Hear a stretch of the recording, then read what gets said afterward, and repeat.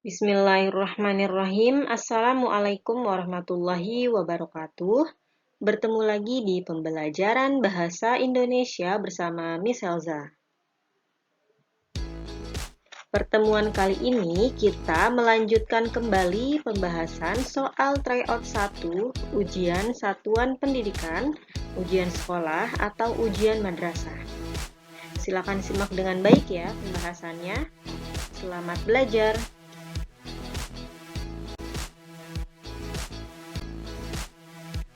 Soal tryout ini terdiri dari 35 soal pilihan ganda dan 5 soal esai. Nah, untuk pembahasan kali ini kita melanjutkan 15 soal pilihan ganda dari nomor 16 sampai nomor 30. Nomor 16. Bacalah identitas buku berikut. Ada judul buku, pengarang, penerbit, tahun terbit, dan tebal buku. Nah, kita langsung ke pertanyaannya. Paragraf yang menyatakan kelemahan buku adalah, kelemahan buku itu biasanya berhubungan dengan kekurangan. Apa saja sih yang kurang dalam buku atau dalam film suatu karya yang diulas? Nah, boleh dibaca dulu setiap pilihan jawabannya. Cari mana pilihan yang ada kata kurang. Jawabannya adalah yang B. Penjelasan dalam buku ini terbilang kurang lengkap. Nah, di sini ada kata kunci kurang lengkap penjelasannya. Pembahasan mengenai teknik bermain piano secara profesional kurang komplit dituliskan. Nah, ada kata kurang lagi. Jumlah halaman yang sedikit menyebabkan pembaca hanya mengetahui dasar-dasar bermain piano. Nah, jadi jawaban yang menyatakan kelemahan buku adalah yang B. Soal nomor 17, bacalah kutipan cerita berikut. Nah, sudah masuk ke materi teks cerpen ya. Kita langsung ke pertanyaannya. Makna kata bersekutu dalam kutipan cerita tersebut adalah, nah kata bersekutu ini ada di kalimat yang mana? Ada di kalimat kedua. Memandang bagaimana ruang dan waktu bersekutu, menjelmakan alam itu untuk mataku. Nah, jawabannya apa? Apakah A. Bergabung, B. Berbagi, C. Berlainan, atau D. Bermusuhan? Jawaban yang tepat adalah yang A. Makna kata bersekutu di dalam Kamus Besar Bahasa Indonesia yaitu berkawanan atau menggabungkan diri. Jadi, makna yang paling tepat ada di pilihan yang A, yaitu bergabung. Jadi, jangan sampai tertukar, bukan makna bermusuhan ya. Soal nomor 18, bacalah kutipan cerita berikut. Kita baca terlebih dahulu soalnya. Alur yang terdapat dalam penggalan cerita di atas adalah, nah, kalau sudah ketemu apa yang ditanyakan, boleh dibaca kutipannya. Apakah A. Maju, B. Mundur, C. Campuran, atau D. Sorot balik? Jawabannya adalah yang A. Alur dalam kutipan ini adalah menggunakan alur maju. Kenapa alur maju? Karena di kutipan ini menyampaikan suasana dalam pemandangan kamar Yuni. Nah, di sini disampaikan bahwa kejadian ini terjadi saat seseorang yang menceritakan mengenai kamar Yuni yang cukup indah. Jadi, bukan alur mundur, campuran, ataupun sorot balik, tapi alur maju. Soal nomor 19, bacalah kutipan cerita berikut. Ada 4 kalimat. Kita langsung ke pertanyaannya. Bukti watak tokoh aku mempunyai sifat penyayang dalam cerpen tersebut ditandai dengan nomor A1, B2, C3, atau D4. Jawabannya ada di kalimat D. Kalimat 4, yang mana tak sedikit dari orang-orang di belahan dunia ini bangga dan sangat menyayangi nama mereka. Tidak terkecuali aku. Jadi si aku sangat menyayangi nama mereka. Namanya siapa? Nah, di sini disampaikan yaitu namanya adalah Nisa. Jawaban yang tepat yang D. Soal nomor 20, bacalah kutipan cerita berikut. Kita langsung ke pertanyaannya. Nilai moral yang terdapat pada kutipan novel tersebut adalah, ini seharusnya cerpen. Nah, nilai moral itu apa? Berupa baik atau buruknya sikap atau perbuatan seseorang. Nah, silakan dibaca dulu kutipan dari ceritanya, baru bisa diketahui apa sih nilai moral yang bisa diambil. Yang A, saling bersilaturahmi antar saudara dengan mengirim barang. Ini seharusnya mengirim, ada kesalahan ketik. Yang B, memberi barang untuk saudaranya dengan harga yang mahal. C, seorang istri yang merasa tidak diperhatikan suaminya. Atau yang D, setahun mengirim saudara paling sedikit 2 kali. Nah, nilai moral yang tepat adalah yang A, saling bersilaturahmi antar saudara dengan mengirim barang.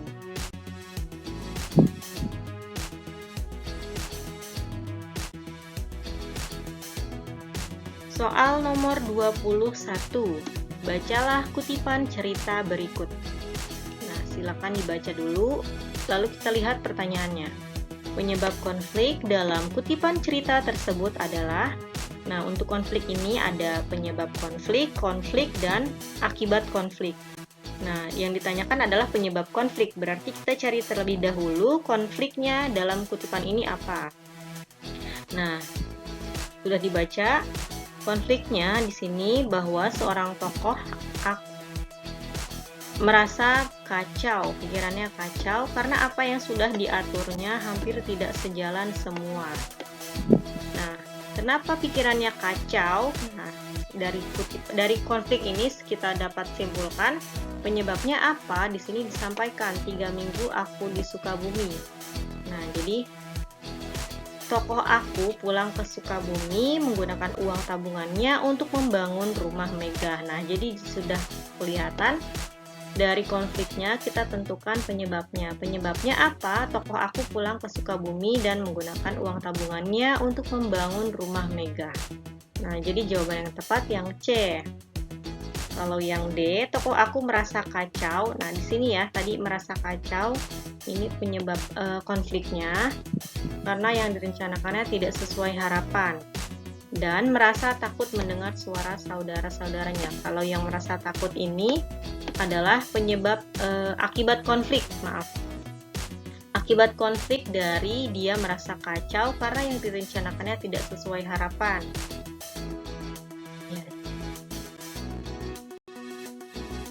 Soal nomor 22. Bacalah kutipan cerita berikut. Ada 2 cerita. Sekarang kita lihat langsung ke pertanyaan. Perbedaan sudut pandang kedua cerita tersebut adalah A. Kutipan cerpen 1, sudut pandang orang ketiga. Kutipan cerpen 2, sudut pandang orang pertama. B. Kutipan cerpen 1, orang pertama. Kutipan cerpen 2, orang ketiga. Atau yang C. Kutipan cerpen 1 serba tahu. Kutipan cerpen 2-nya sebagai pengamat. Atau yang D. Kutipan cerpen 1 sebagai pengamat. Kutipan cerpen 2-nya sebagai serba tahu. Nah, dibaca dulu kutipannya. Mana yang tepat? Jawabannya adalah yang B. Kutipan cerpen 1, sudut pandang orang pertama. Apa yang disampaikan subjeknya adalah aku sebagai orang pertama. Lalu di kutipan cerpen 2 sebagai orang ketiga. Yang diceritakan adalah keluarga Darmiati. Ya, jadi jawaban yang tepat yang B.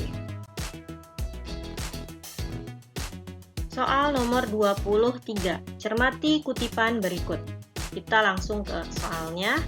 Pertanyaannya adalah tanggapan positif berdasarkan kutipan tersebut adalah, nah, kutipannya apa, topiknya apa yang disampaikan, yaitu dunia sastra pada akhir tahun 1990-an hingga saat ini tidak hanya didominasi oleh perempuan muda kritis, cerdas, dan penuh imajinasi dalam penulisan karya sastra. Nah, jadi kutipan ini berhubungan dengan perempuan yang sebagai penulis. Penulis apa? Penulis sastra. Tanggapan positif atau yang mendukung adalah yang mana? Jawabannya yang A. Menurut saya, kreativitas perempuan penulis Indonesia telah berhasil memikat banyak pembaca. Jadi yang paling tepat yang A ya.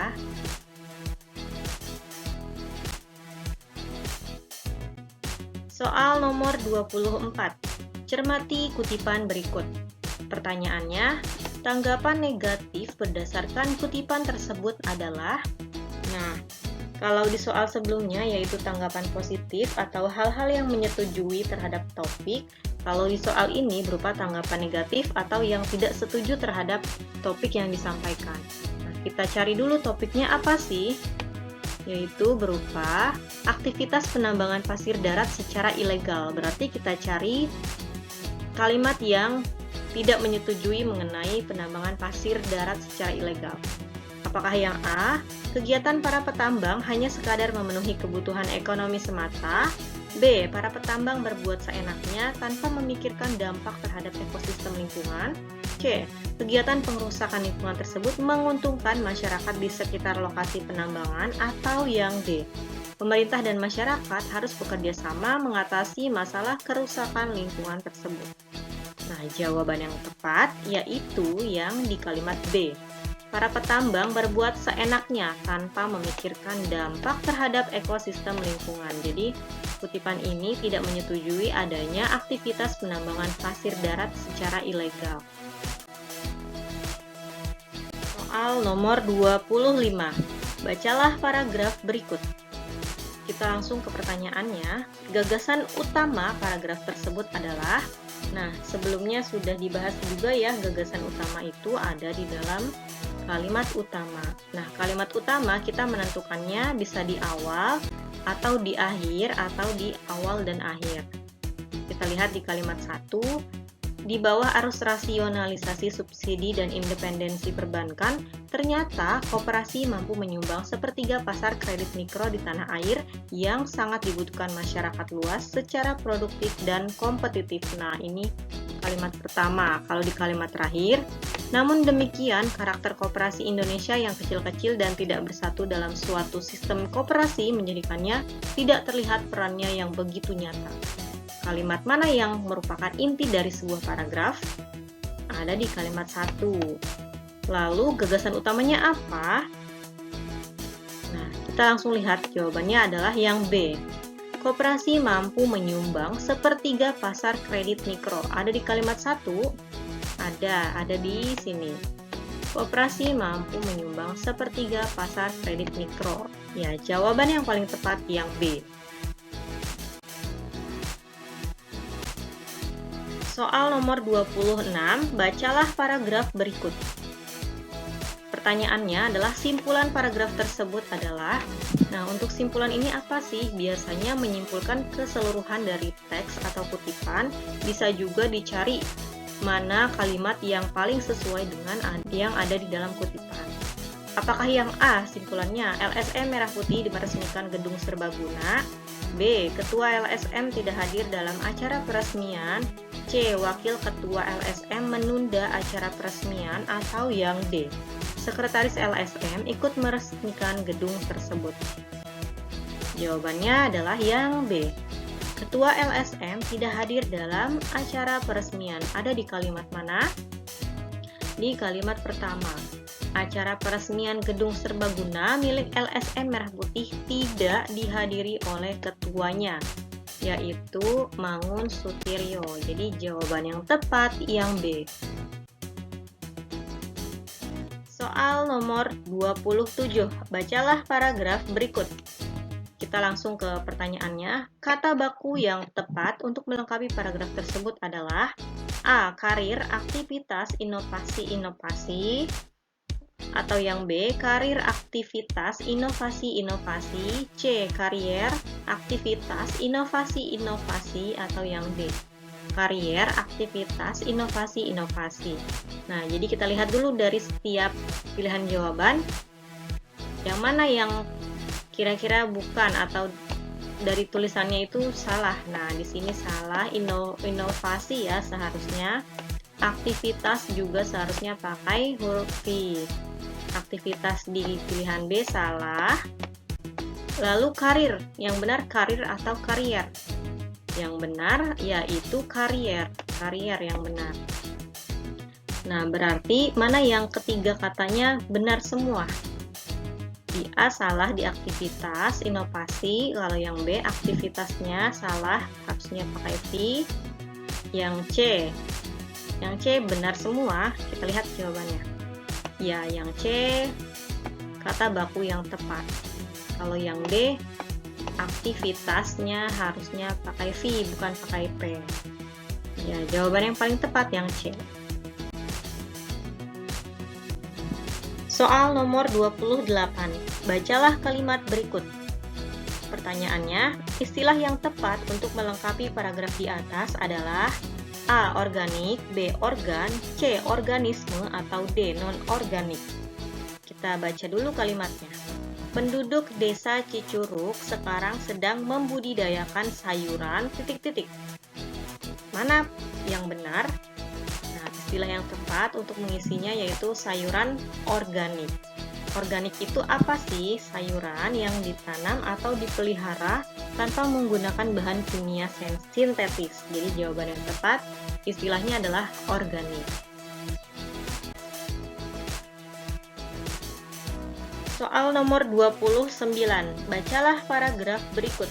Kalimat tidak efektif dalam paragraf tersebut terdapat pada nomor A1, B2, C3, atau D4.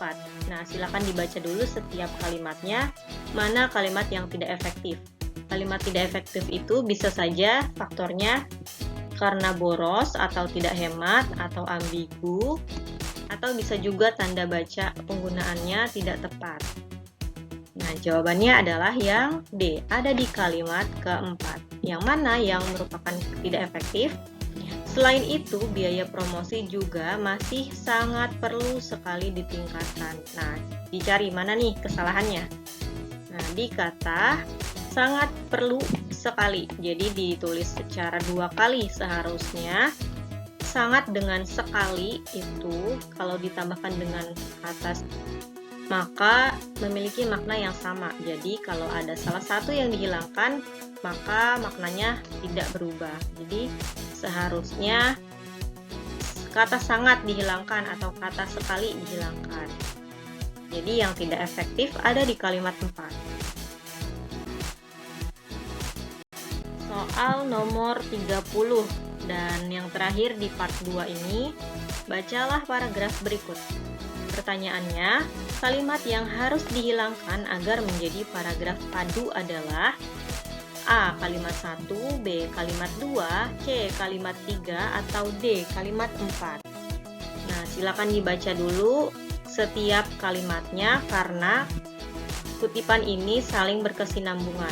Jadi dicari mana kalimat yang tidak menyambung atau tidak padu. Nah, jawabannya adalah yang D. Apa sih yang disampaikan dalam kalimat sebelumnya? Nah, di sini di kalimat 1, 2, dan 3 sedang membahas mengenai sistem peringatan dini gempa yang bisa diandalkan. Nah, di kalimat 2, para peneliti seluruh dunia kini tengah mencari berbagai cara untuk bisa meramal gempa. Nah, di kalimat 3, selain metode prediksi gempa dengan menganalisis data seismik, juga dicoba cara-cara baru. Nah, kalimat 4 yang tidak padu, di sini dibahas mengenai kereta super cepat di Jepang dilengkapi alat pendeteksi gempa. Jadi, kalimat ini tidak berkesinambungan dengan kalimat sebelumnya. Makanya kalau dihilangkan akan menjadi kalimat yang padu. Alhamdulillahirabbil alamin. Cukup sekian untuk pembahasan soal tryout 1 pada pembahasan soal nomor 16 sampai nomor 30. Kita bertemu lagi di video berikutnya, insya Allah. Terima kasih telah menyimak videonya dengan baik.